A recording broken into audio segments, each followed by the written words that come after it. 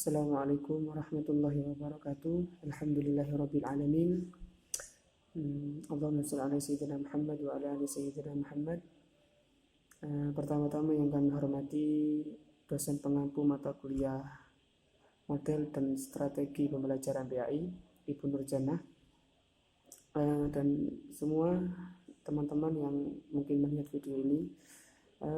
Di sini kami akan mempresentasikan teori-teori pembelajaran yang sudah disusun oleh teman-teman kelompok 1. Yang pertama adalah teori behaviorisme. Apakah pada zaman yang semakin berkembang ini banyak yang menemukan tentang teori belajar dan pembelajaran, dan salah satunya yaitu teori belajar tingkah laku atau behavioristik. Teori merupakan serangkaian ide yang diperoleh berdasarkan fakta, yang itu bisa berkembang lagi tergantung dari pandangan setiap orang. Dan behavior adalah tingkah laku yang dilakukan baik oleh organisme, sistem ataupun entitas buatan dalam hubungan dalam diri sendiri atau lingkungan mereka yang meliputi sistem lain atau organisme sekitar.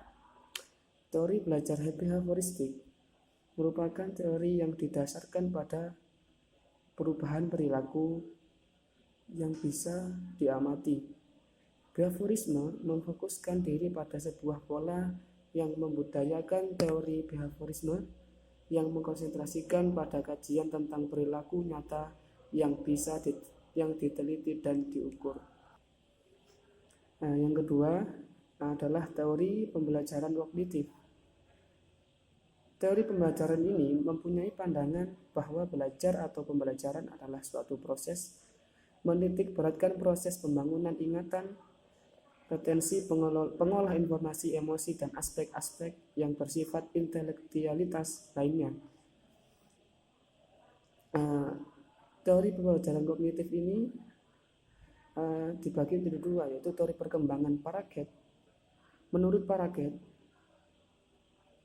perkembangan kognitif seseorang adalah suatu proses yang bersifat genetik. Semakin bertambahnya umur seseorang mengakibatkan kompleksnya kumpulan-kumpulan sel, syaraf, dan juga semakin meningkatnya kemampuan khususnya dalam kualitas intelektual. Yang kedua, teori belajar menurut Banner. Menurut Banner, teori pembelajaran kognitif adalah proses pembangunan kemampuan, yakni mengembangkan kemampuan kognitif yang ada pada diri siswa. Yang ketiga, kelanjutan dari teori-teori pembelajaran tadi, yaitu teori sibernetik dan humanisme.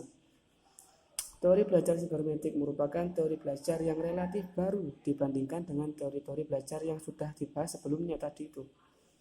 Teori ini berkembang sejalan dengan perkembangan teknologi dan ilmu informasi.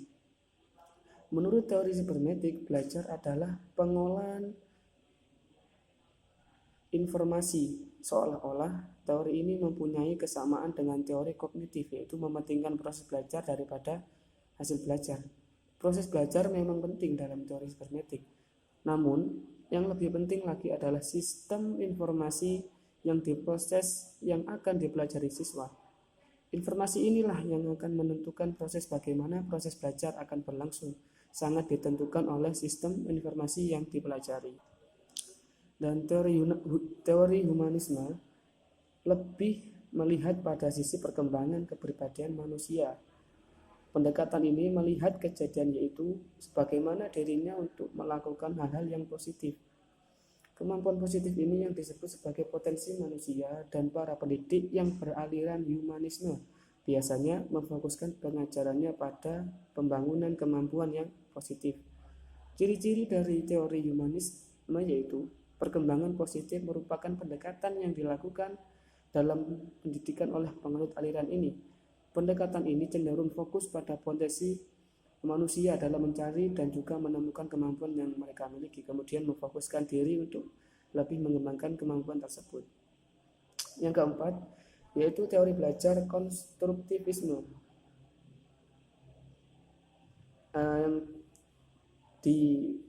Menurut Jean Piaget, yang dikenal sebagai konstruktivis pertama menegaskan bahwa penekanan teori konstruktivisme pada proses untuk menemukan teori atau pengetahuan yang dibangun dari realitas lapangan.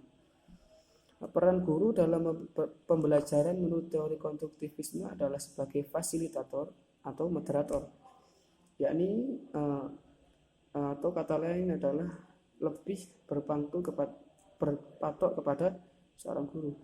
Proses mengkonstruksi sebagaimana dijelaskan Jean Piaget adalah sebagai berikut, yaitu pertama skemata, yang kedua asimilasi, akomodasi, dan keseimbangan. Yang kelima teori Vygotsky dan Ausubel. Yang pertama teori Vygotsky adalah teori Vygotsky menawarkan suatu potret perkembangan manusia sebagai suatu yang tidak terpisahkan dari kegiatan-kegiatan sosial dan budaya. Vygotsky menekankan bagaimana proses-proses perkembangan mental seperti ingatan, perhatian, dan penalaran melibatkan pembelajaran menggunakan temuan-temuan masyarakat seperti bahasa, sistematika, dan alat-alat ingatan.